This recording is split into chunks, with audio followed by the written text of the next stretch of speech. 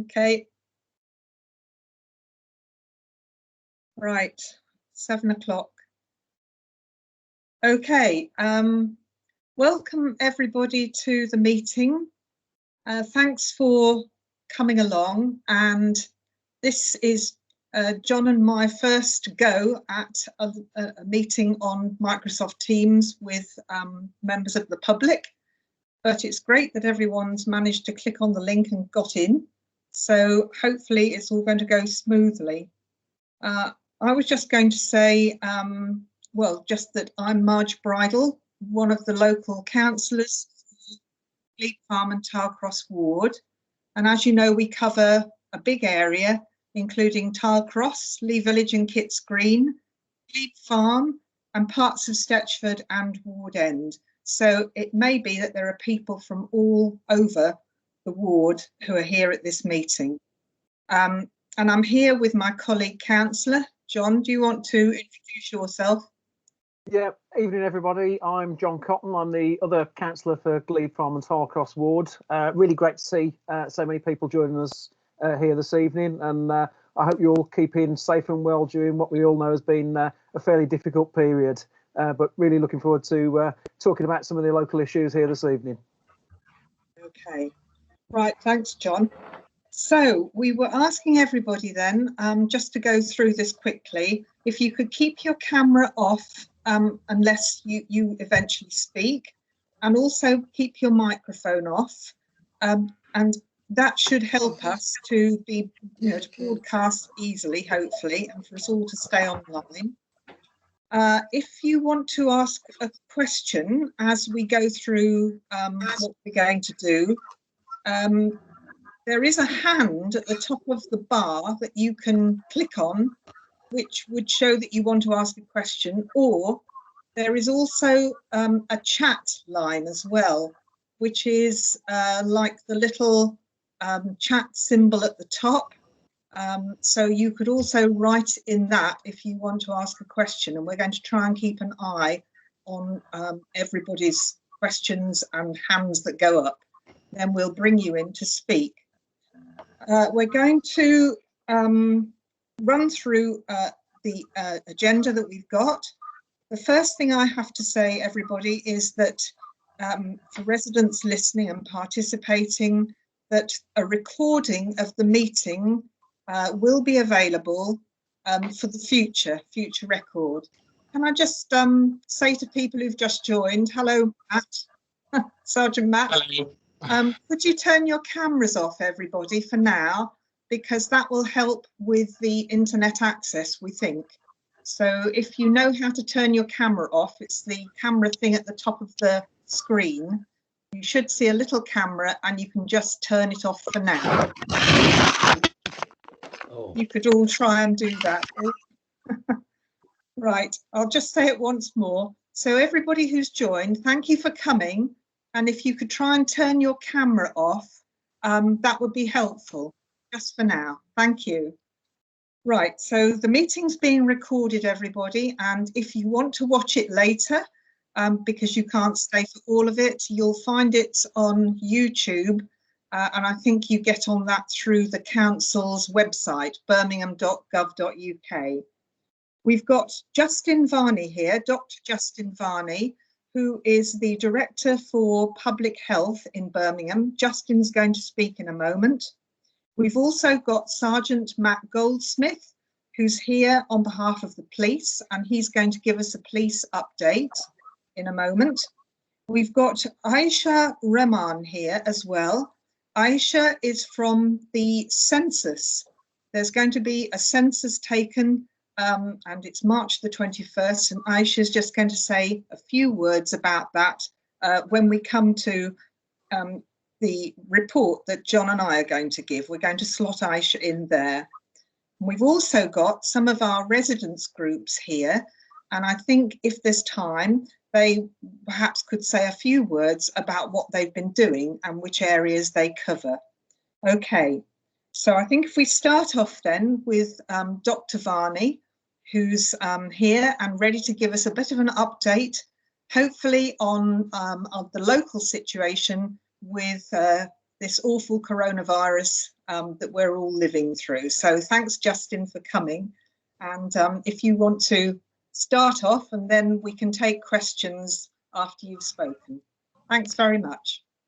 Great, thank you, Councillor. So I'm going to start by giving an overview of where we are with coronavirus cases currently. I'll talk a little bit about testing and then a bit about vaccination, and then I'll talk about the specific pattern we're seeing in the ward at the moment. So as you know, coronavirus first appeared back in December 2019, which seems like a lifetime ago, and appeared in Birmingham back in March of 2020. So we're just coming up to our 1 year anniversary, sadly, of the first case in the city. And we've been through periods in which case rates have risen, they've fallen. Where we are now in the most accurate up-to-date data, which is up to the 12th of February, is the case rates across Birmingham are around 215 cases per 100,000 population. And if we compare that to where we were in the week running up to the 5th of February, in that week we were at case rate of 303 cases per 100,000. So we're definitely coming down, and that's really good news. However, we are currently the 16th highest case rate in England compared to other upper tier authorities. So we still have a bit of a way to go. And when we look at the pattern, what we're seeing is that we have over 98% of our new cases are the Kent variant. And that is more challenging to get things under control. So it is taking us longer to come down than other areas, but we're tracking the same kind of descent as areas like London, which went into harsher restrictions about 2 weeks ahead of the rest of the country. So we're going in the right direction, but we still got a bit of a way to go before things improve, I think. And we're seeing that reflected in our NHS settings at the moment. We know that case numbers of people going to hospital tracks about a month after what's happening in the community. So we're only just starting to see the reflection of the national lockdown in terms of pressures on the NHS. And we're still seeing across our major hospitals over 100 to 140 new cases a day going in. And that is starting to come down, but we're still a bit of a way off that. Yep. May I just ask people who just joined to turn their cameras off? Mr. Isaac, Mohammed, would you mind turning your camera off just for now, please, while Justin Varney is speaking? Can you find out how to turn your camera off? It's just at the top of your screen. Thanks very much. That's really helpful. Thank you. Sorry, Justin. No problem, Councillor.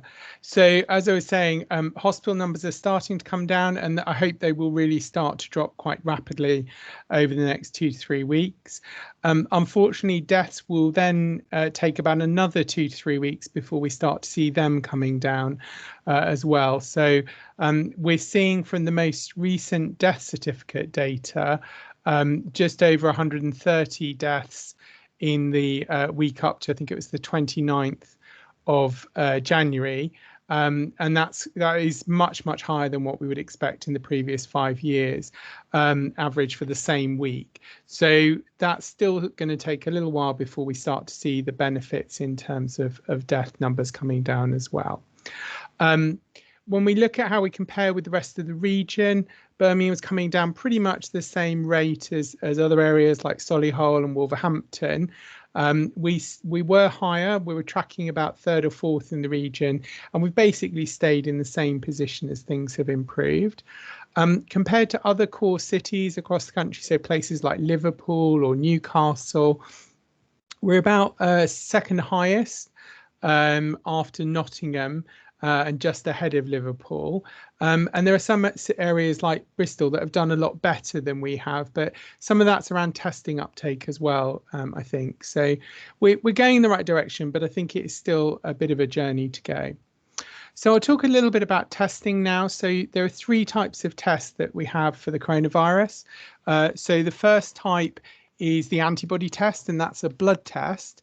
And basically, you can only get that privately at the moment.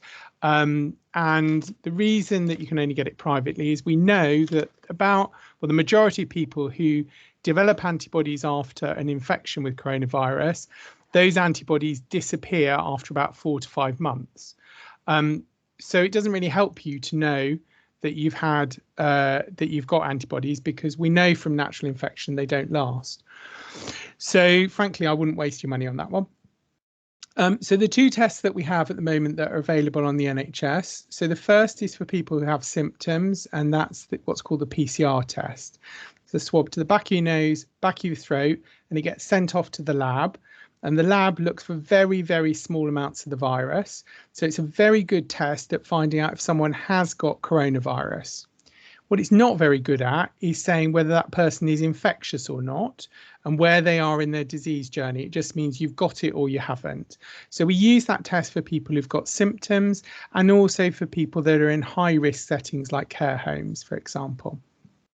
And you get that test by ringing 119 or going on the NHS website. And we've got about 12 testing sites across the city where you can get a test. The third test is the lateral flow test. That's the new test that arrived around Christmas. That's the rapid result test. Unfortunately, the same swab to the back of your nose, back of your throat. There are none of these tests you get out of the swab at the moment. But instead of going to the lab, that swab is then used with a little kit in front of you there and then, and it gives a result in about 30 minutes. Now, obviously, that's a little plastic kit. It's not a fancy lab machine. And what that kit is very good at finding is when there's lots of virus on the swab from your nose or your throat. So it's very, very good at finding people that are infectious, but it's not very good at finding people who are in very early infection when they haven't got lots of virus in the back of their throat or their nose. So we use the lateral flow testing to test people who haven't got symptoms but are unable to work from home or are in a care or support bubble. So they test every 3 to 4 days, and then we hope to try and catch people who don't have any symptoms but are infectious. And we know about a third of people who have coronavirus and are infectious don't have symptoms. So lateral flow testing regularly is a really important part of trying to contain the spread of the virus. So those are the 3 types of testing. Lateral flow testing is managed in general by the council, and there's information on the council website about where you can get a lateral flow test. We're opening up more sites across the city, and particularly through community pharmacy, but also additional fixed sites, and there are also some mobile sites as well. So do have a look on the website, and if you are someone that is in a care bubble or a support bubble, so for example, if you go to do your shopping for your mum, my advice is go and do a lateral flow test before you go and do the shopping, because it just gives you that extra bit of reassurance that you're not giving your COVID to your mum, and you're just delivering the shopping.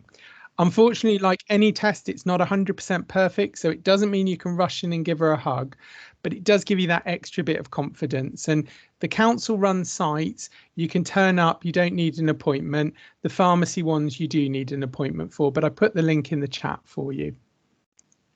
So let's move on and talk a little bit about vaccination. So vaccination is being rolled out by the NHS and is led by the NHS. And the council's been working to support the local clinical commissioning groups to roll out the vaccine.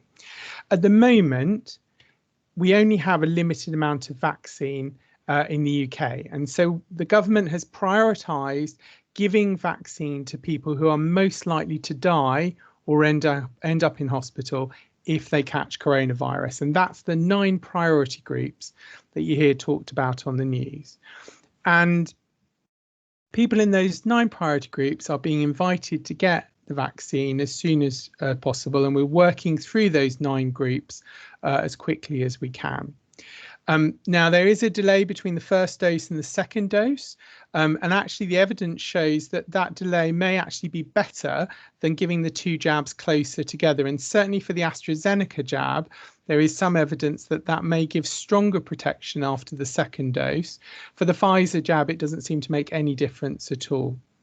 And the important thing to stress about the 2 doses, and I would say this is a bit like sitting exams, really. The vaccine is basically a test for your body. It teaches your body how to defend itself against the coronavirus.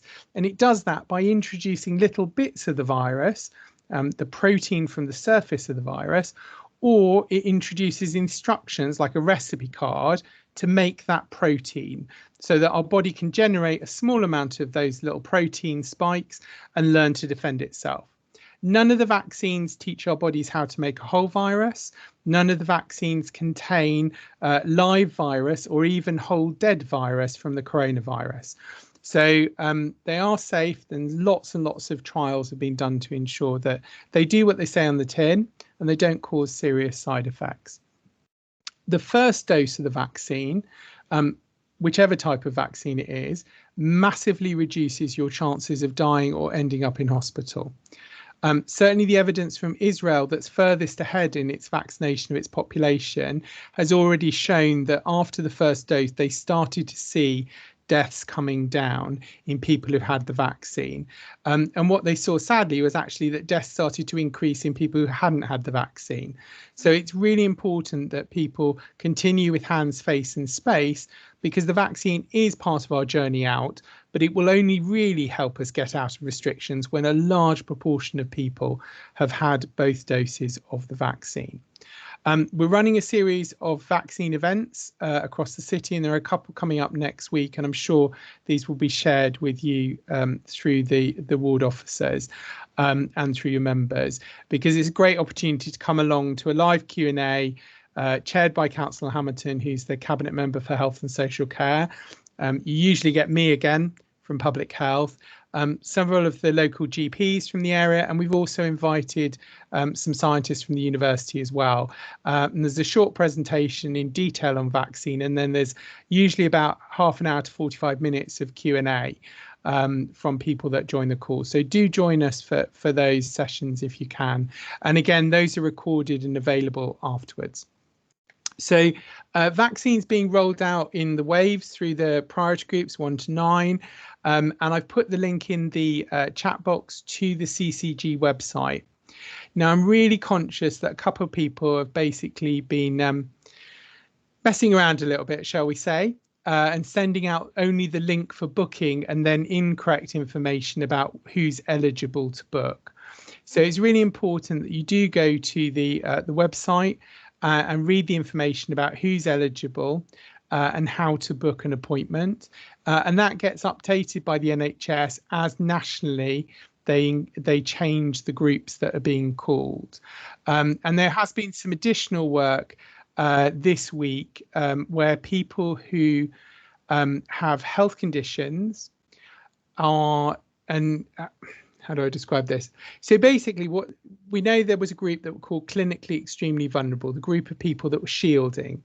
And those were the people that were most at risk of dying if they caught COVID. So they really had to stay at home and be super, super careful.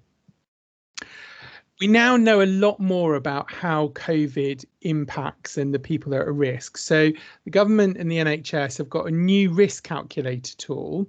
And what they did over the weekend is they put everyone's NHS data through it.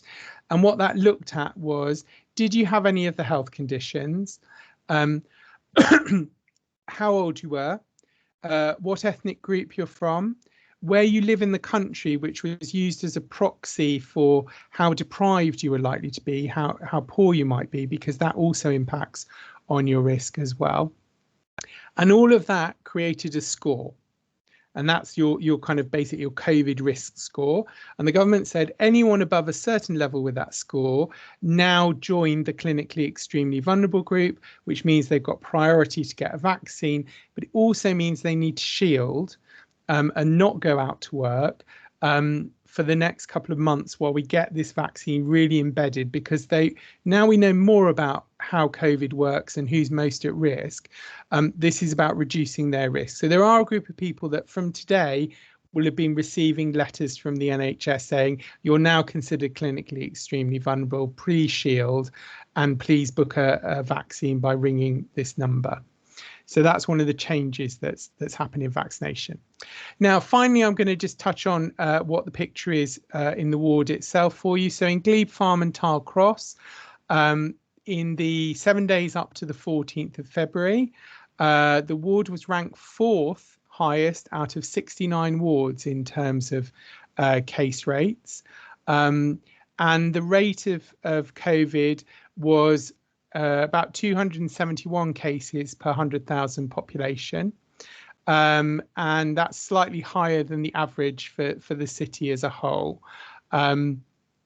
So in terms of, sorry, it was the fourth highest in terms of number of cases, and in terms of the rate of cases, it was ninth highest. So still in the top 10, which means that we really do need to drive down COVID in your ward, and we really ask for your help in doing that. Sadly, we've only got 2 COVID community champions at the moment in the whole ward, and I have a horrible suspicion that that may well be your 2 ward councillors.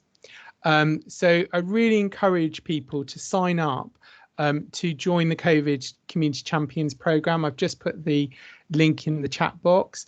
The COVID Champions have a weekly Q&A with me or one of my senior team. We send them regular data on what's happening in different wards in the city. Any changes in policy, they get an update on. There's information in different languages, there's videos, there's audio clips, there's text messages. And the idea of the COVID Champions is to give you as individuals the information to protect yourself and protect your families and the people you care about. Because we know that so much of the information we get goes kind of over our heads, and actually what we listen to is stuff that comes from our friends and family. So by signing up as a COVID champion, you get the truth and you get the facts. So it's a really good way to get information to protect yourself and the people you care about. And I'd really love to see many more champions in the ward, because I think it's a really good way of getting information out. We've got over 700 champions currently across the city, and I have to say Glebe Farm and Tarcross is one of the least represented wards in the champions at the moment. So I hope after tonight you'll help change that. When we look at the pattern of cases in the ward over the week up to the 14th of February, 42% of cases were in the 60 to 69 age group, and 30% of cases, sorry, that was a typo in front of me. So 42% were in the 20 to 39 age group, and 30% in the 40 to 59 age group. So the majority of cases very much in that working age population in the ward. Slightly higher percentage in 20 to 39 than in Birmingham in general, but it does reflect the overall pattern across the city in terms of the highest case rates being in working age adults. And when I look at the distribution of cases by ethnicity, about 47% of cases in the ward over that week were in the white community and about 32% in the Asian community. And again, that's relatively similar to the overall pattern across the city as well. There aren't any major situations in the ward, so there aren't anything like major outbreaks in care homes that are driving your picture. What we're seeing is a lot of transmission in households. And there's a great website called germdefense.org, which has got some really useful information about how can you stop the spread if someone in your household has COVID, or even if you live with people that are more vulnerable, how you can reduce the spread. And it's got about 24 different languages available. So do have a look and have a go at that as well. And the other place we're seeing it is in workplaces. And that's why we're really pushing on workplaces to get testing up, and anyone who has to go to work at the moment that can't work from home really should be testing with lateral flow at least once every 4 days as an absolute minimum, and their workplaces should be helping them to do that. Employers can now get testing kits directly from government if they've got more than 50 staff. And then we've also got the community sites being set up across the city where people can access them. And the council ones are open 7 days a week from 8 in the morning, and in some cases till 8 at night. There's plenty of opportunities to get a test. Finally, I'll just talk a little bit about where I think we'll be going next. So the government will announce its plans on the 22nd of February. I think looking at what we're seeing is that there will be a slow and very gradual release from lockdown this time. The government is very keen to avoid what happened over the winter, where we all came out in December, and come the beginning of January, we had to go back in for a much longer period. So I think this time we will see something that's much more gradual, probably with schools reopening in March with alternate years going in, so a smaller number of children in schools on any one day, and opening up primaries first, then secondaries, then universities. Then we may start to see non-essential retail starting to reopen. Then probably leisure and personal services like hairdressers. You can see that I'm desperate for a beard trim. So by the time we get to April or May, I imagine I will be ship worthy with my beard. And then after that, we'll see, I think, pubs and bars and restaurants coming. And that is dependent on vaccine uptake getting better. Birmingham, sadly, it's not as good as we want it to be. So we really need people to take up the vaccine. And also we really need people to be testing regularly with the lateral flow. And it's those two things that we will need to have in place in order to get restrictions lifted. So I think we've still got a bit of way to go, but there's definitely light at the end of the tunnel. So I hope that's been useful as an overview, and I'm happy to take any questions. Right. Thanks very much, Justin. That was really interesting, and covered a heck of a lot of stuff there. I'm conscious that there might be people who would like to ask some questions. Is there anybody who's on our online meeting now who would like to ask Justin a question? If there is, if you have a look at the top bar on your screen, you should see a hand.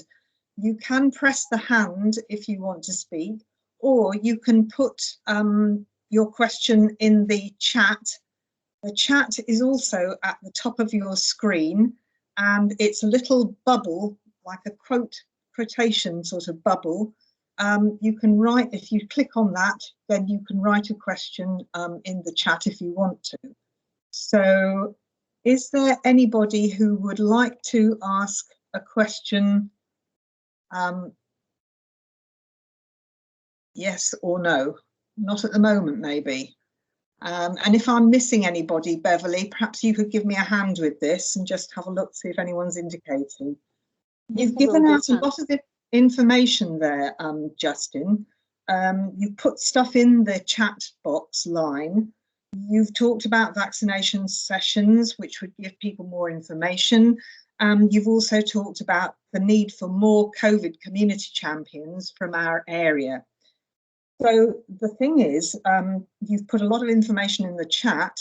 If anyone out there in our meeting does want to attend one of those vaccine sessions or become a COVID community champion, what is the best thing that people should do? Is it best that they go on the Birmingham Council website? I mean, they can let myself and John know through email that they were interested in those, and we can send information.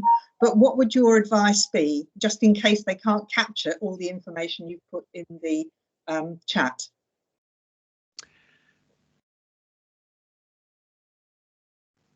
There we go. So yes, absolutely. The council's got a section of the website on coronavirus. There's information on there about how to become a COVID champion, how to get a test. There's also information if you do need to isolate, if you're a case or a contact, there is some financial support available for people on very low incomes or on benefits. So there's information on how to do that as well. And there's also information for businesses support as well. So all of that's available on the council website. So go to the council website, and at the top there's like an orange bar that says coronavirus. Click on that and a lot of the information is there. Right, thanks, Justin. I've just seen in the chat, Donald has said that the Harlequin surgery, that's the GP surgery in Shard End, they're providing jabs, vaccines. Also, Karen has asked, how are the COVID community champions sharing the information with residents that they receive? So maybe you could answer that question, Justin, for us.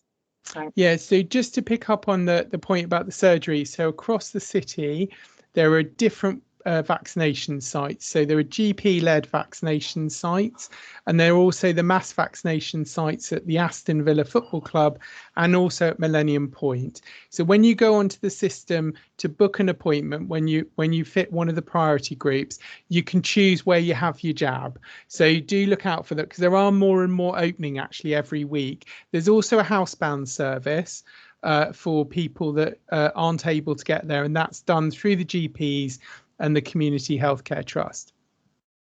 So in terms of the COVID champions, we give the COVID champions the information, and it's up to them how they spread it through their personal networks. So people volunteer to be community champions, community COVID champions, and the idea is they spread it to their personal networks. So it's not like they're employed by the council, because they're not.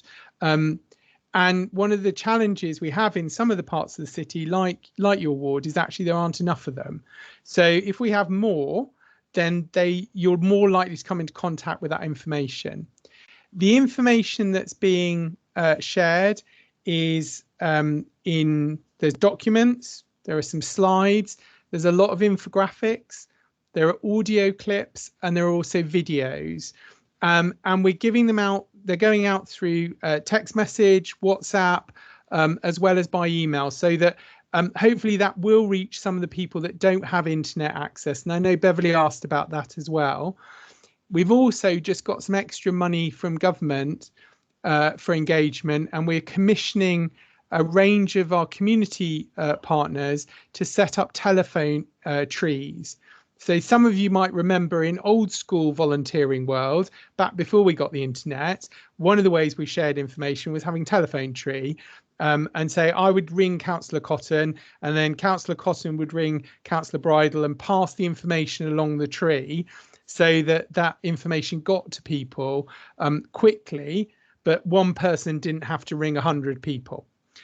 So we're trying that as a different mechanism to try and get to people who don't have good digital access as well. So that's one of the other routes we're using. Okay, thank you. John, my colleague, Councillor Cotton, would you like to come in at this point?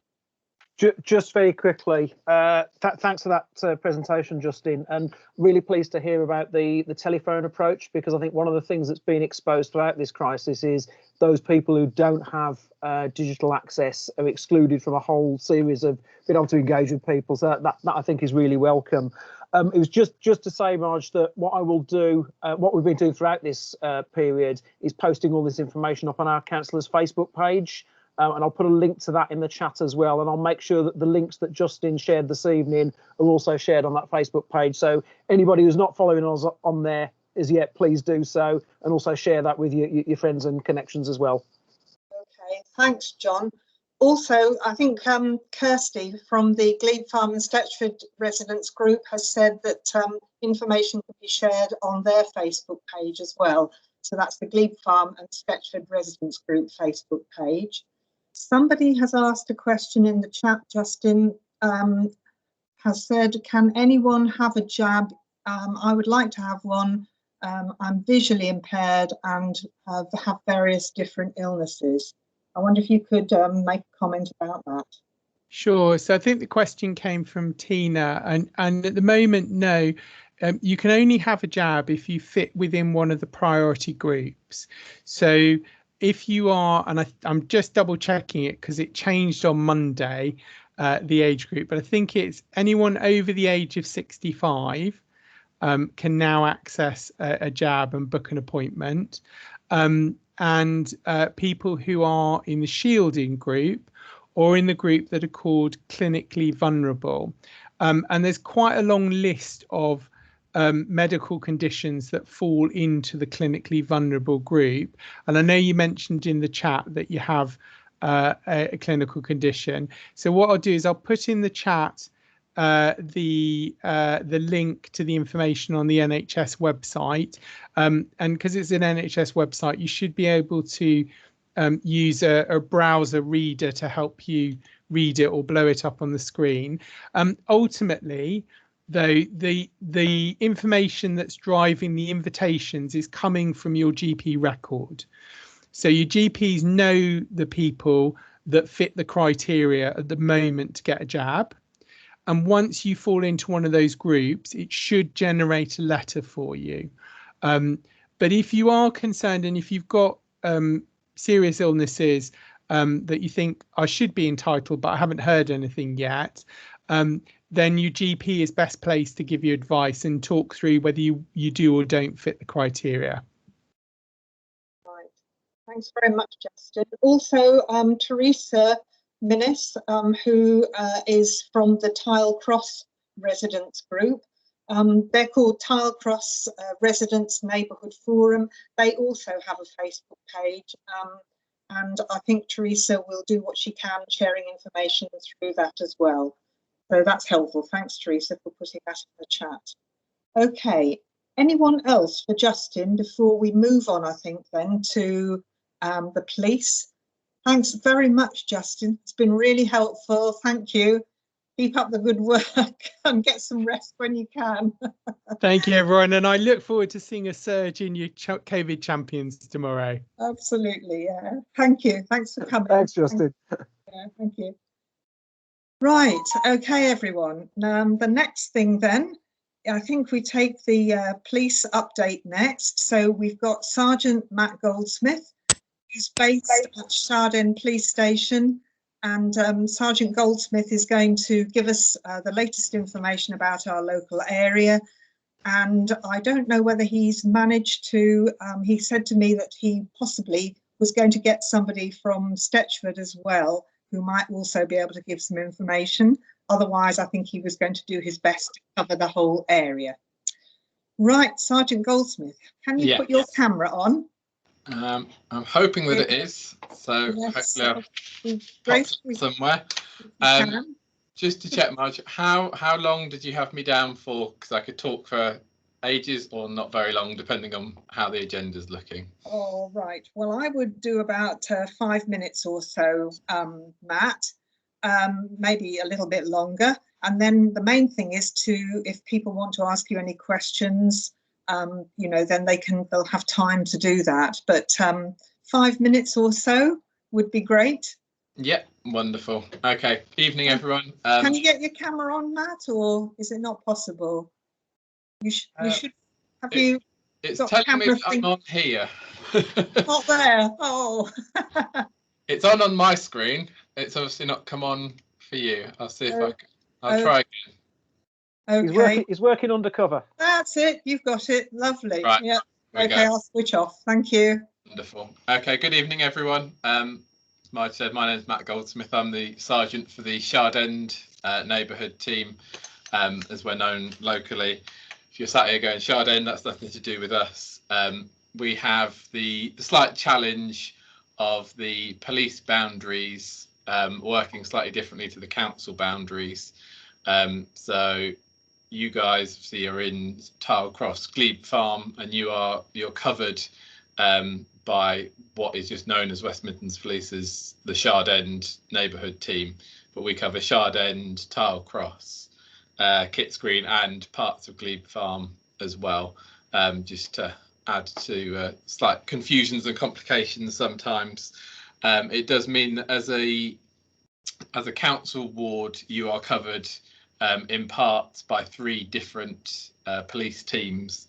So you also have the team at Stetchford, who had told me they were going to be here this evening, and I don't think they've appeared along the way.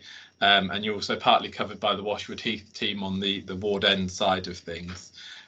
So I've prepared to speak for the Shard End, Tile Cross, Kitts Green side and the Washwood Heath side. I haven't got as much on Stetchford, unfortunately, but I can always attempt to look things up as I go along.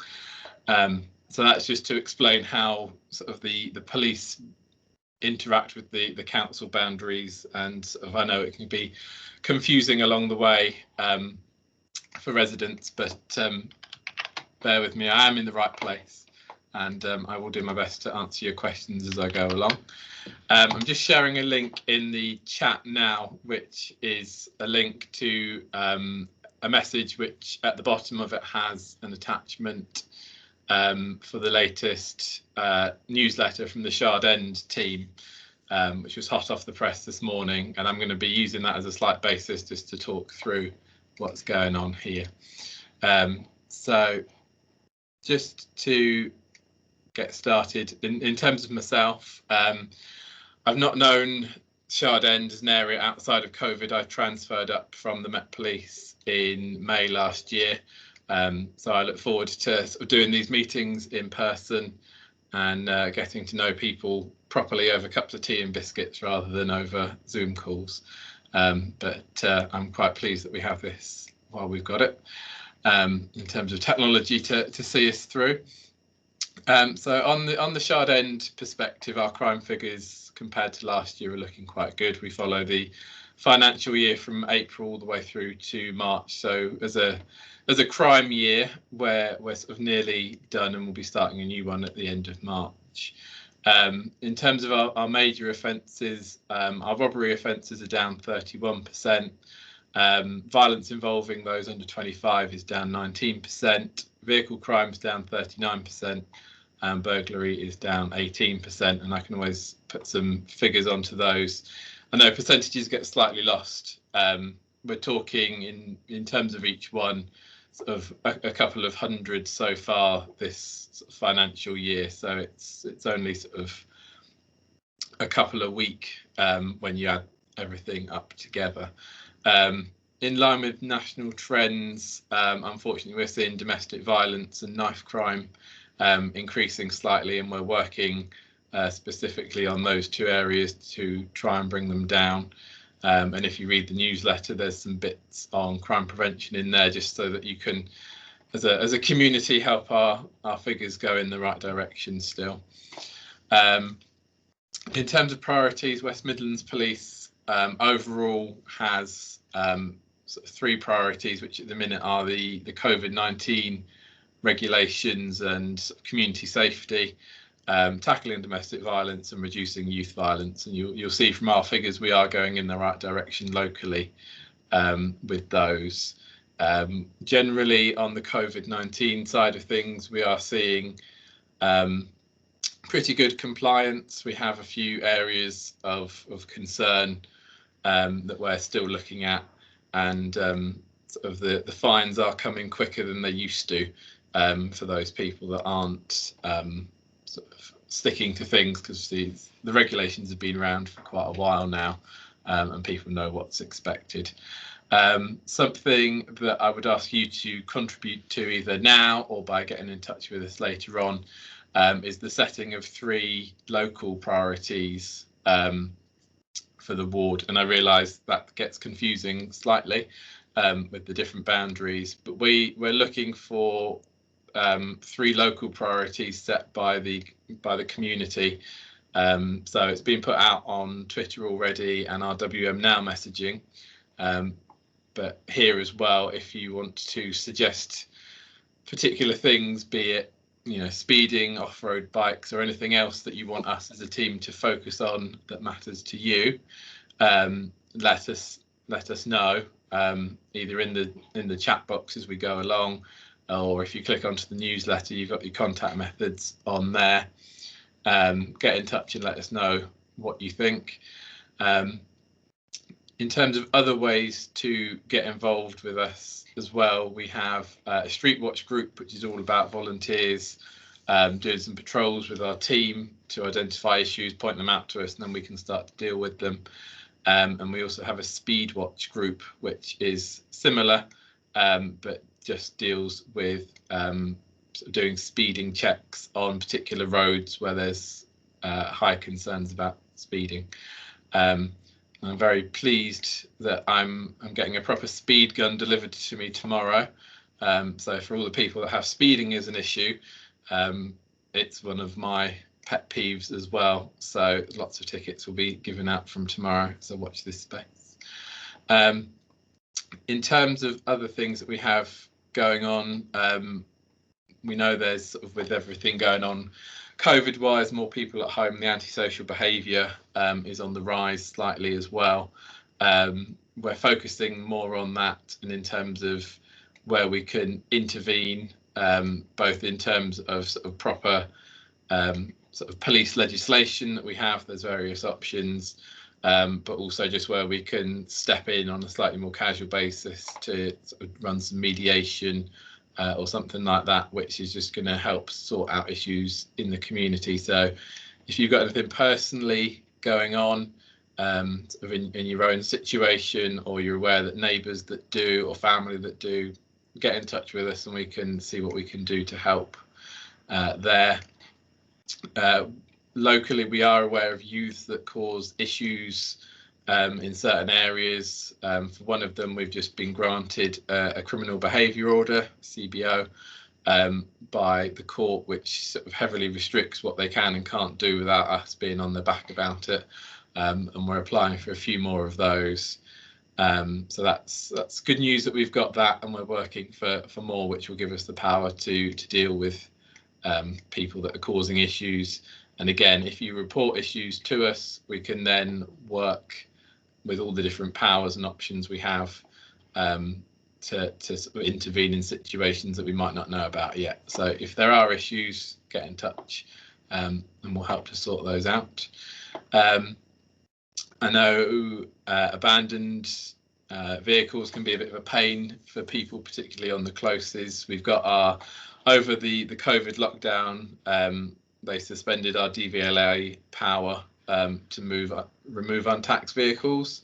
I'm pleased now we've got that back. So if you've got any concerns about vehicles that have been dumped or abandoned, get in touch and we'll see what we can do about those. And then in terms of sort of some good bits and pieces that have been going on, we've had our traffic colleagues down recently in response to all of the antisocial biking and riding that goes around on the parks and open space. They've seized several of those bikes off people, and we've gathered more intelligence on others who we couldn't catch up with on the day. So we're looking to get more and more of these off the road, because I know they're a sort of continual issue for people. And as I've mentioned as well, the team have all been trained now on sort of speed enforcement.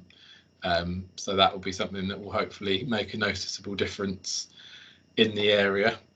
So that's from a sort of Shard End perspective. I can talk slightly more generally on the side of things for Washwood Heath, which covers sort of one of the parts. I'm afraid, like I said, I haven't prepared too much on the Stetchford side, but if there's any specific questions, I'm happy to do what I can sat at the work computer now to get you some data. So broadly speaking, the crime figures in Washwood Heath sort of mirror that of Shard End. In some of the areas, they don't have the there's a big drastic reductions that we've had. Robberies down 7%, for instance, as opposed to 30 in Shard End, but we're still only talking quite small numbers. Percentages don't always tell a story, I'm aware. But vehicle crimes down 40%, burglary down 10%, and it has, as we sort of have come to expect, sadly, the domestic violence and the knife crime is up slightly. And that's where we would ask you as a community to, if you have got concerns about either of those areas, particularly where it can take domestic violence victims a long time to come forward to the police. If you are aware of things in the community, if you are genuinely concerned about neighbours, please get in touch with us, because we can go and start that initial conversation with them rather than waiting for them to come to us.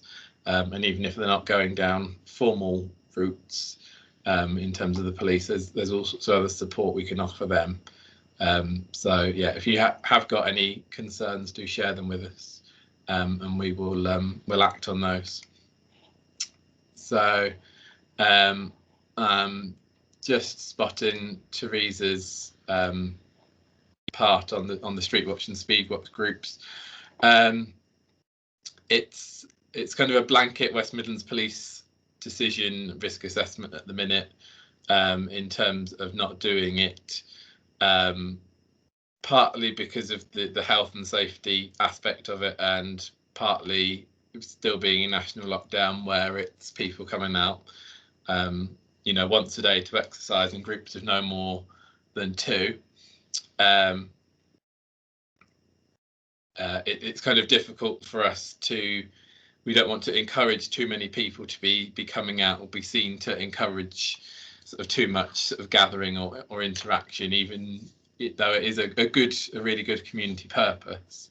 So we're kind of bound by the whole sort of corporate risk assessment and decision making on that at the minute.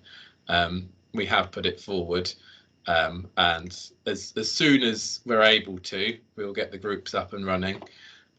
For anyone that wants to be part of the group but isn't yet, because we've got there's a brief bit of vetting and training to do for both of the groups. That's still something that we can do sort of within the confines of lockdown. So if anyone does want to be part of that, let me know sort of sooner rather than later. We can get people vetted and trained sort of during the lockdown period, and then immediately, as soon as we can go, we'll have lots of people involved in that, hopefully. So don't kind of, if you want to be involved, don't wait until the lifting of lockdown. Tell us now, and we'll go from there. I spotted the bits on fly tipping on the chat as well. I was going to say something on that. Yeah, I'll let you come in on that, Marge, because there's more of a council element there, I think, perhaps.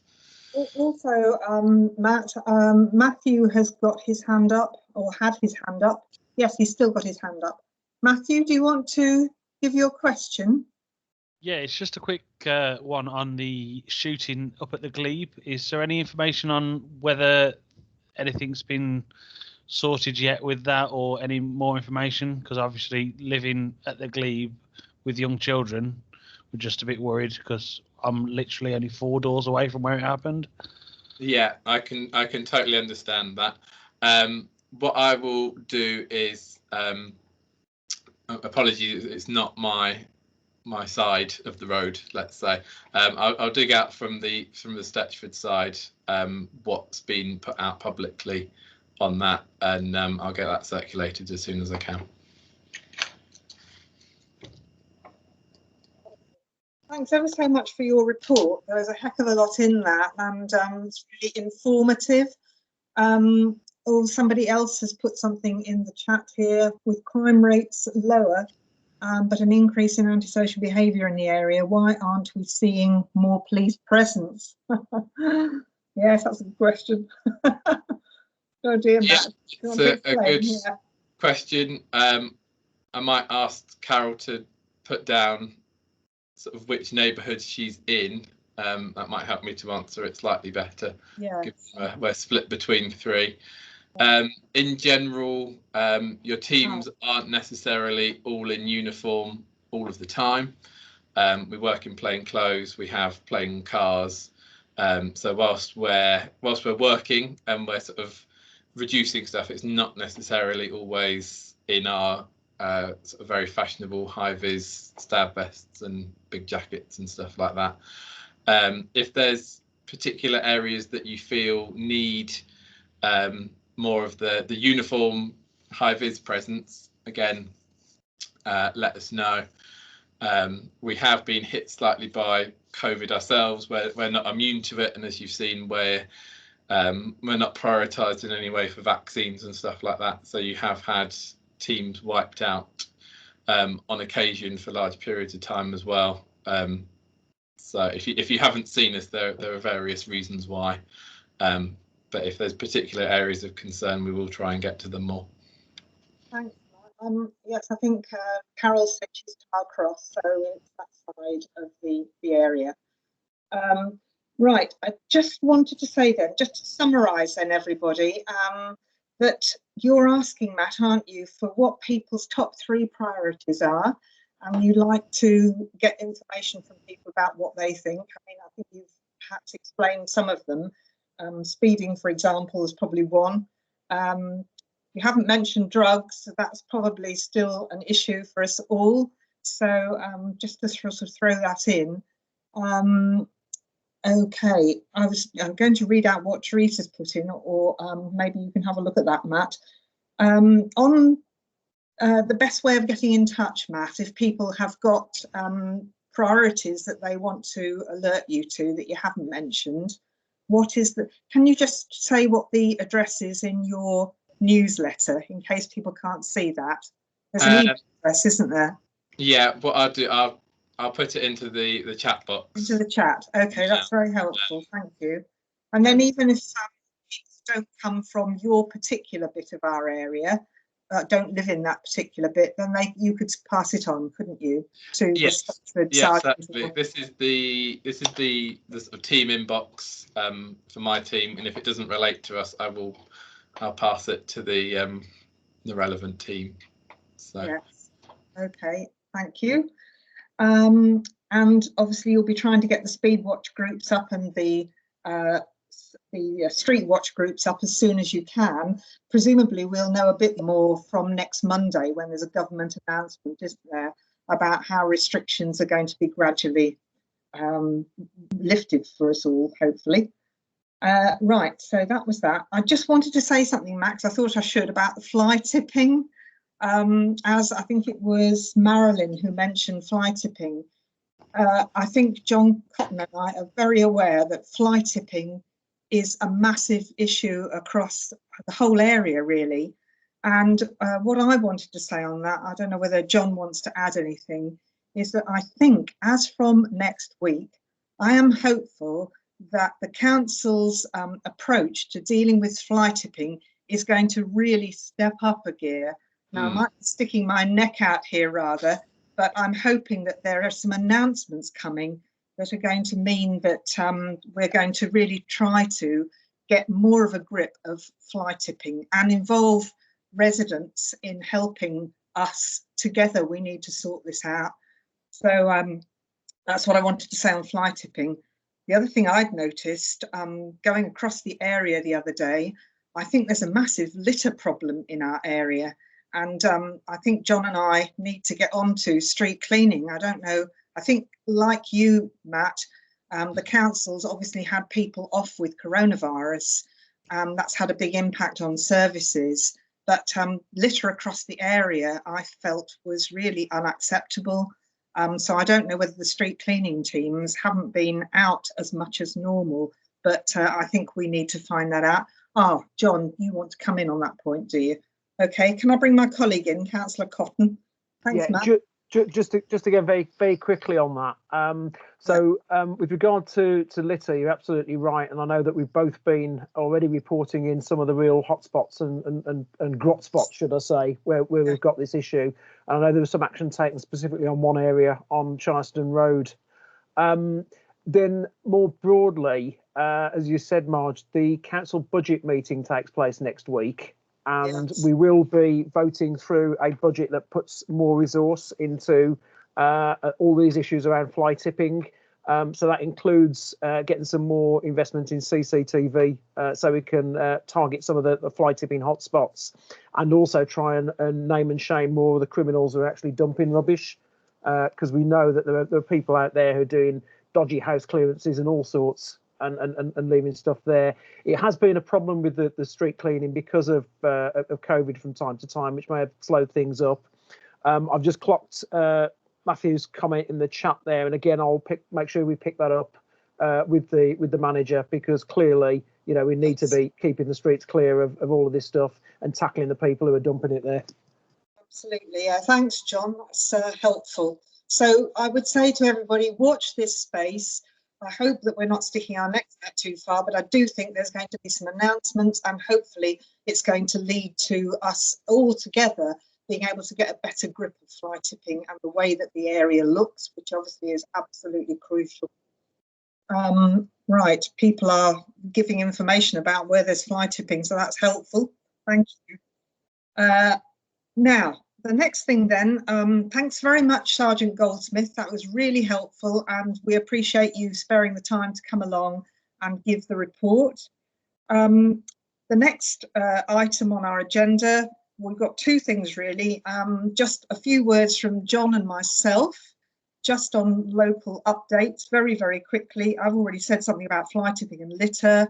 I just wanted to say that Welcome Change organisation, which is a local organisation that was working out of Glebe Farm Library when the library was open.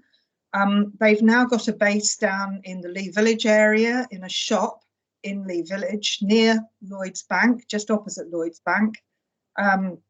And they have been doing sterling work with food parcels and that kind of thing during the coronavirus crisis, along with, I think, some of the Lee Village group residents as well. So that's much appreciated by all of us. That was really what I wanted to say. It was mainly about the way that the area looks, which obviously is very important, and we need to get a grip of some of the things that have been going on fly tipping and litter. John, is there anything else you would like to add before I bring in Aisha, who could say a few words, I think, about the census that's coming up very soon? Is there anything you wanted to add, John? Nothing on top of what I've already said, really. Just one thing to add, just while I remember it. I know that there's been an issue with some missed collections this week, missed refuse collections. Yes. That's been due to part of the crew going down with COVID, unfortunately. I've got an email here from the manager confirming that they'll be following up to make those collections over the course of this week. But also just to remind residents that if there are issues that they want to pick up with us outside of this meeting, we're still available at the end of the phone, email, and online as well. So please keep reporting stuff in so we can follow it up. Yes. And thanks to whoever, it's Kirsty, who's put in the chat about dog fouling being an issue as well. The council's got a very, very good dog warden team.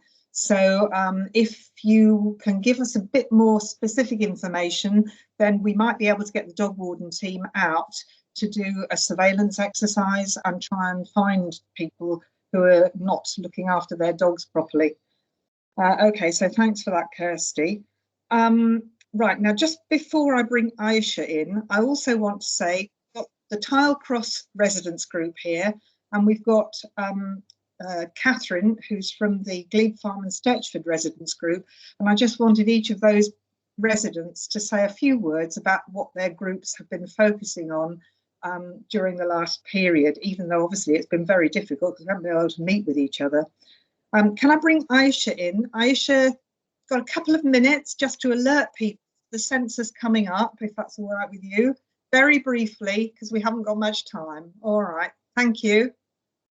You need to put your microphone on, Aisha. Yeah, that's it. Yeah. Hi, so my name's Aisha Rahman, and I am the Census Engagement Manager for Birmingham. And what we will be having coming up on Sunday, the 21st of March, will be Census Day. And at some stage, the third week of February, you'll receive a postcard through the letterbox, just advising you that the census is coming. It's the first digital census that will take place, so you'll get a unique code that will come through the letterbox. At this stage, if you're unable to complete it digitally, you can phone in on the number that will be on the form that will allow you to then request a paper form, because we're aware that we will have that issue. And the letter will have that code, so it will be one code per household. And if somebody wants to do an individual form within the household, they can call up and request a unique code. And the paper questionnaire will also be available. So that is Sunday the 21st, but the actual go live date from the census will be the 3rd of March to Sunday the 21st. That's a brief summary of it. Okay, thanks, Aisha. That was really helpful. And I think you were saying this year, the census is very, very important that we all fill in the census survey, because it has a great impact for future years ahead for the kinds of services like doctors' services and health centres, etc., doesn't it? Yes, and it is. And it is legally bound by law that we should complete it, and it does help shape that society for the next 10 years. So we'll just please ask everybody to do it and just spread the word within your community to get them to complete it. Right. I think, Aisha, there are also some jobs around, aren't there, with the census this year. And I don't know whether you can just explain to people how they could pick up those jobs. They're obviously temporary, but very briefly, you know, if anyone's interested in a job, then that would be helpful. Yeah, so we have a variety of jobs that are available. So if you go onto the census.jobs, censusjobs.co.uk, you'll see a tab. The jobs are all managed by an agency called Adecco, but you can make an application via online application, and then they will contact you.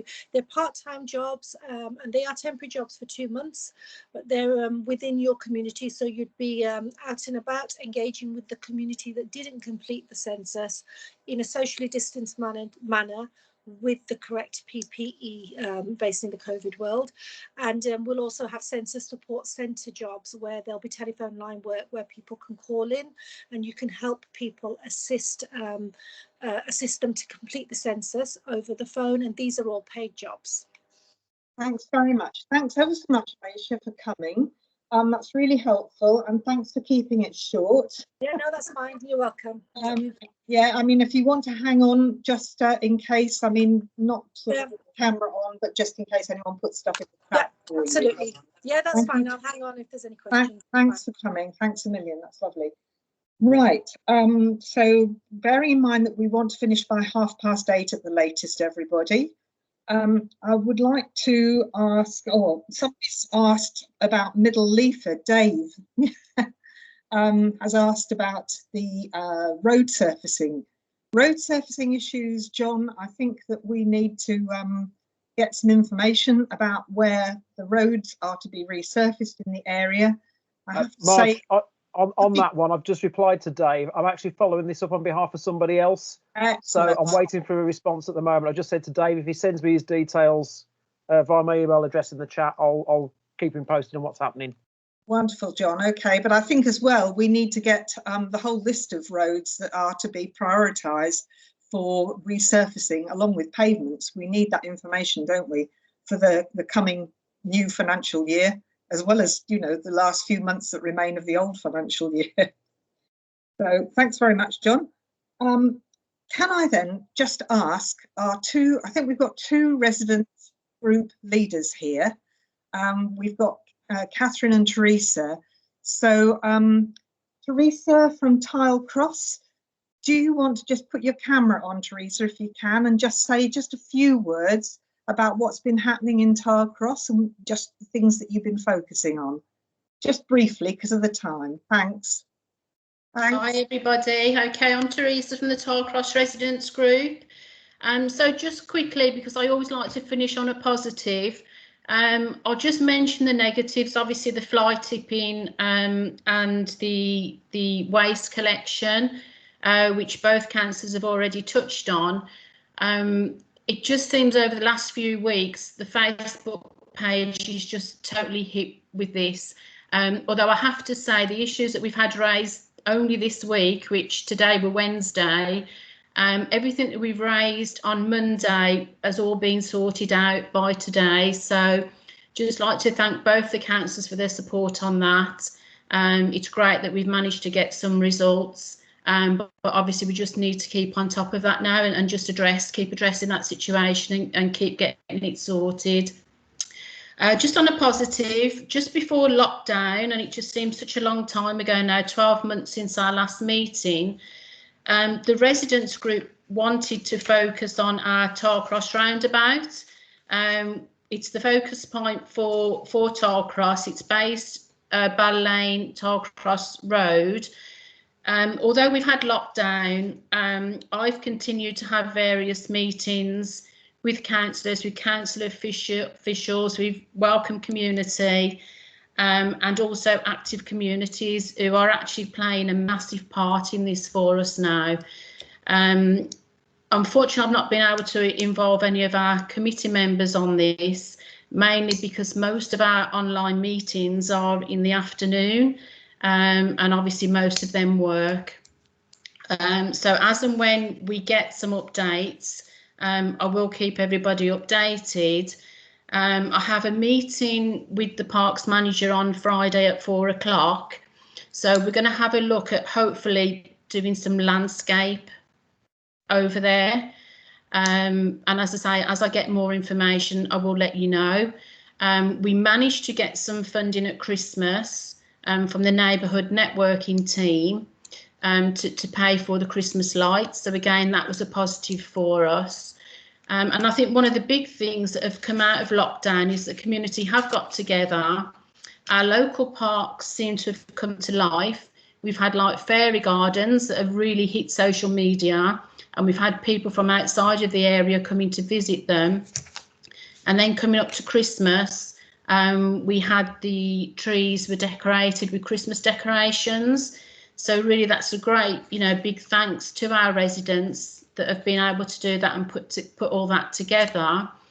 I've also been having conversations with the developers that are doing the home up at Blackmore Croft. And what we've managed to get them to agree to is to have 5 benches put on the Tarcross Park, because some of our residents were saying that with them social distancing, some of them unfortunately have been ill. They're finding that they're using the park for their daily exercise, but they're finding they need a break halfway around. So I think, again, that's going to encourage the families to the parks. And I also believe the more we use the parks, the safer the area is for everybody to visit. So lots and lots of things have been going on in the background. And I just can't wait until we start having our meetings again. I'm just missing our residents group and also our actual residents. I'm missing the face-to-face meetings. That's it from me. Brilliant, Teresa. That's absolutely fantastic. Thank you for your update. Can I just say to everybody who's on the meeting here that getting together with other residents in your local area is just such a good idea. John and I have seen such success from Teresa's group and Catherine's group and the Lee Village group. And there were a group of people who were meeting as well, but we got together to do litter picking in Ward End. So as soon as all this stuff is over, we'll try and get back together again. But meanwhile, Teresa and all our groups have been doing some fantastic work without having meetings. So now, wait a minute, before I bring you in, Mark, can I just bring in Catherine? So Catherine from Glebe Farm and Stetchford Residents Group, would you say a few words as well? Yes, yeah, I'm here. Thank you. Thank you. Hi, so I'm Catherine from Glebe Farm and Stetchford Residents Group. Really very much want to echo what Teresa has said, that we're very much missing our meetings, and it's so much easier when you can meet in person and do things face to face. There's a lot which can't happen. We were doing litter picking and various other group activities which can't continue on at the moment during this time. But really the biggest work that's been going on behind the scenes is towards improvements to the recreation ground, Glebe Farm Recreation Ground, the park at the bottom of Glebe Farm Road. And I have had lots and lots of conversations with various different council teams, and there are some big improvements kind of in the planning stages. We do need to wait for funding applications to be successful to fully confirm what can go ahead. But there are various funding applications going in from the council from various different teams, which hopefully will bring about some improvements. The Wildlife Trust, I think the Warwickshire Wildlife Trust, has gained some funding which will be impacting Glebe Farm Recreation Ground, which is a positive move forward. There is one new bench added into the park already, and we are expecting a picnic bench and a notice board to come in the near future. But again, the production of that has been held up by restrictions from COVID. The intention would be, if we can get funding, that there would be added natural playable features in the recreation ground, that there would be more of an emphasis on accessing the wildlife that can be found there, but also that accessibility will be improved as well. I know that lots of people in the local area have raised the issue of the fact that it gets so muddy and so wet that you can't access the park, even if you wanted to, and hopefully some improvements as well to the children's play area or to play facilities available for children, so that there's a little bit more going on in the recreation ground for everybody in the future. All these things I think will take time, but the conversations are going on. So as much as it's very invisible at the moment, hopefully we will see positive changes over the coming months and years as funding gets put in place and the council can work to make those things happen. Fantastic. Thanks, Catherine. Thanks. Anything else? That's it for now. I think that's it for now. Yet certainly the biggest work that we've been doing is the park. Everything else is a little bit on hold as we wait to gather together and do things in groups. Thanks very much for your update. Just shows everybody, doesn't it, the importance of our green spaces. There's Teresa's group and also Catherine's group, and in fact the Lee Village group. We've got a lot of green space in the area, but we need to make sure that it's usable and kept decent. So it's great, all the improvement works that the groups are trying to do.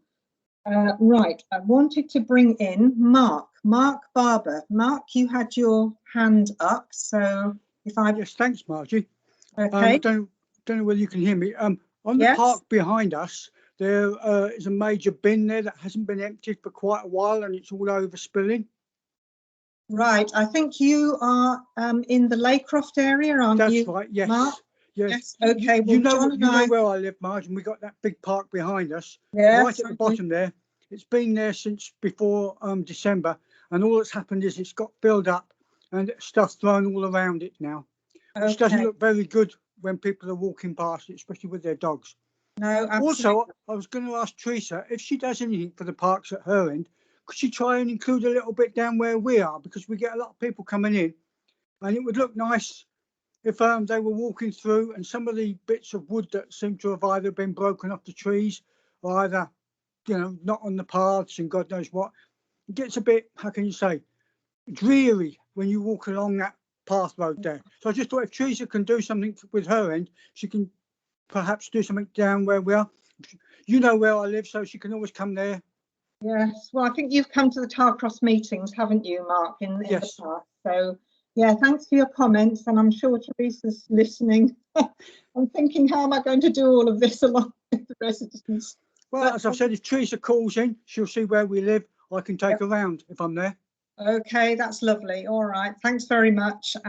Yeah, and we can certainly try and get the litter bin sorted out. Well, that looks quite bad actually, Margie. As I say, the other thing I was going to ask you, did you manage to find out about what was happening about the road coming up to, like, for the school? Because there's a big, great hole at the bottom of the road where some of the heavier vehicles are coming up, but they have that new road now that they should be using, and yet they're still coming up Laycroft. Okay, I think ask about it. Yeah, John and I were looking into that. I think that's right. I think other people have mentioned roads, and I think that we need to get on to finding out exactly what's happening on our roads programme, because it all seems to have gone rather quiet, I think, John. Yes, so we will get on to that this, in the coming days. All right. Yeah, we'll before the COVID, it was all going to be sort of like looked at, weren't it? But that's it. Okay, yeah. All right, Mark, I've clocked that. Thanks ever so much. Yeah, thank you. And somebody had also raised the issue of Coal Hall Lane and the traffic calming down Coal Hall Lane, which has caused a lot of problems with traffic build-up, as people probably know if you go that way ever. There is a plan, but don't worry, everybody, it's not going to happen in the next year. In fact, it's going to take several years. There's a plan to build some new homes on the former Yardley Sewage Works site, which runs alongside Coal Hall Lane. I think John and I expect that as that work comes on stream, there's a lot of work that has to be done first to make that site safe to build on. That's the first stage of the operation. And I think John and I are saying that if this work is going to happen, to build these new homes and start to make that site safe, that we definitely need to look at that traffic calming, because access is going to get even more congested along there. And I think we had that promise, John, didn't we? I don't know whether John wants to say anything as well as me, but we have had a promise that the traffic calming will be looked at as part of that scheme. Okay, so just to say on that now, I think that those are the two residents groups who are here. I don't think there's anybody here from the Lee Village and Kitts Green group. So I think we're nearly at the end of our meeting here. Is there anybody else who would like to say anything? I did want to just mention, those of you, somebody contacted me, David, I think it was, about the Lloyds Bank in Lee Village. We've got precious few banks around, and I think that resident was quite concerned about what Lloyds Bank's intentions were in the future. It hasn't been open, I don't think, and even apparently the cash machines have been quite difficult to get operating. So Beverly, who is a lady from the council who's working with us today on the meeting, Beverly, would you see if you can find out who we contact at Lloyds Bank? I've made a start on this, but I think we need to contact Lloyds Bank to see what their future intentions are for the bank at Lee Village, which we would like to keep, obviously, but we need to find out what the plan is, and also to mention that the cash machines are a bit spasmodic and they don't always work, which is a problem for people. So if you would take that up for us, along with myself, I'd be very grateful. Okay, Councillor Cotton, is there anything else that you would like to say that we haven't mentioned? I think I've ticked everything off my list, Marge. Okay, good. Right, anyone with a final comment? Otherwise, yes, one more. Steve. Steve, okay, Steve, do you want to put your camera on or put your mic on anyway and say what you want to say? Yeah, thanks. Just for John, really, I wrote to you recently, John, about child performance licences and the issues that Birmingham City Council seems to have in granting them in the timescales. I wondered if you'd got any further with that. Yes, thanks. Oh, hang on, is my camera up? There we are. Thanks, Steve. I took this up with Paul Lancaster, who's the head of licensing, and he was going to come back to me with an answer, which, unless it's hidden in my email inbox, because I must confess I'm a little bit behind over the last couple of days, I don't think I've seen it, but I will make sure I chase that up for you again tomorrow, because yeah, you do need an answer on that, and I was a bit concerned by what you were saying about the length of time it's taking Birmingham to process them. So I'm on the case, and I'll keep going. It's disadvantage in Birmingham kids, really. If productions and agents aren't willing to take on Birmingham kids based on a reputation, then even if Birmingham are granting them quicker than they say they can, which I think they probably are granting them in a short time frame, we need to do something to raise our profile and our reputation as a city with other agents and things to get our kids, equal as with other councils. Leave it with me, and I'll come back to you on that ASAP. That's great, thank you. Cheers, John, before you go off, thanks very much. That was much for that point. Somebody else has asked about, it's Matthew here, about buses. Buses in Stetchford. What's he said? Sorry, I know. Is there something going on in Stetchford at the moment due to buses going up a small road and stuck at the present time? Do you know anything about any bus problems? I've not had anything reported to me, but that's not to say that there isn't. I don't know if does Matthew want to expand on that a bit? Sorry, I'm not entirely clear what location he's talking about. What it is, obviously I live on a small little road up at the Glebe, and at the moment there's a number 11 bus just come up my road, and I can hear sirens in the background. I was just wondering whether anybody knew of anything going on at the minute around the area. I think Sergeant Goldsmith has just said he'll have a look. Bear with him. Because as you know, the Glebe is quite the roads up to the Glebe farm is actually quite small, and when cars are parked either side, obviously a double-decker bus is going to have a bit of difficulty. Yeah, and a number 11 seriously lost if it's up on the Glebe there. Well, that's it, yeah. Right, okay. Thanks, John. Thank you. Okay, everyone.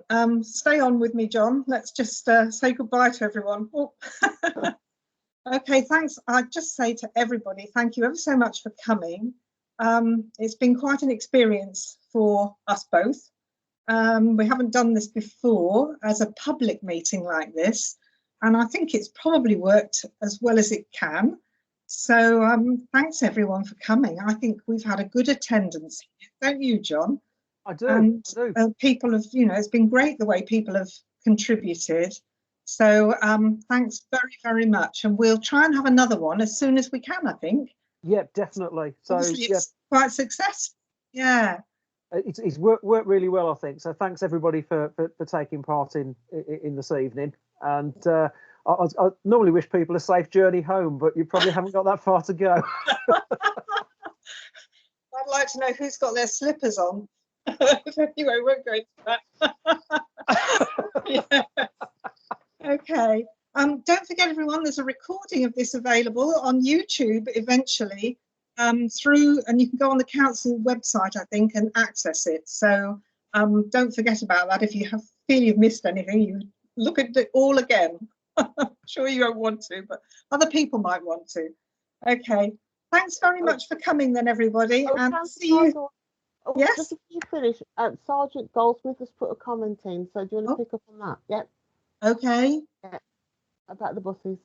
About the buses. Right. Nothing obvious on the control system for diverted buses at the moment, Sergeant Goldsmith says.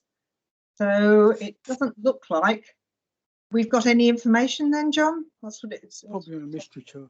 Yeah, that's right. Anyway, thanks for asking the question. All right, everyone. David Haycock has got his hand up, I think. Oh, somebody else. Okay. Yep. Yep. Okay. Person who's got their hand up, speak now. Hello, Marge and John. Just a quick question. Where by the rugby pitch, John, on Middle Leaford, there's a little footbridge and there's an awful lot of rubbish by the footbridge. I just wondered if there was any thing out there that was going to get it cleared with all the wildlife that's down there at the minute.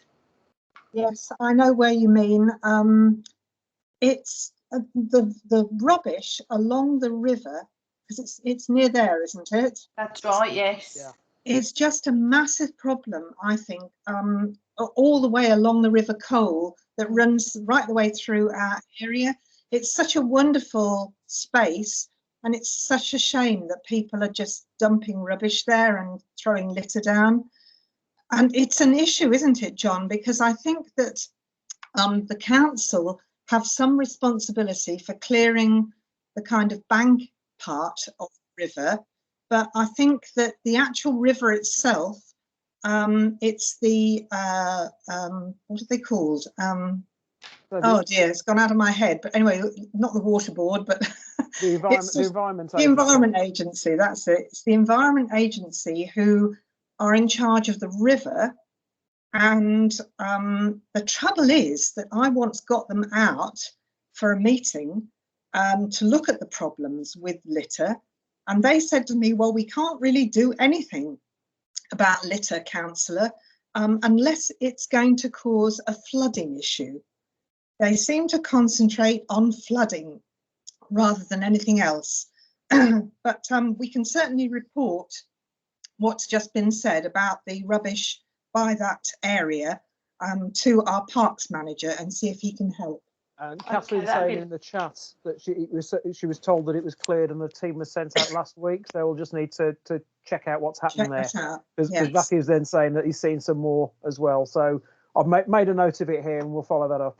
Okay, thank you. It's not been cleared. I've been across there this morning. I love the walk down there, but it's just created so much mess down there, especially with all the rain we've had. But understandably, if it's an environmental issue, then but just a little look would help. Yeah. we'll follow that up. Do that. Yeah. Thanks for your help. And finally, Dave, is this a new hand that you've put up? I think you'll have to be our last one. Or did Dave have his hand up before? No. Dave Haycock, is it? That was me. It's, my husband signed us in, but it was me. Very confusing. Okay. Thanks then for coming, everyone. Thank you, council officers, for helping us. And see you all soon. And we'll try and get another one organised. Stay safe, everybody. Just a quick word before we go. Okay. Thank you. Okay. Bye-bye, everyone. Thank you. Bye-bye. Bye. Bye. Bye. Bye.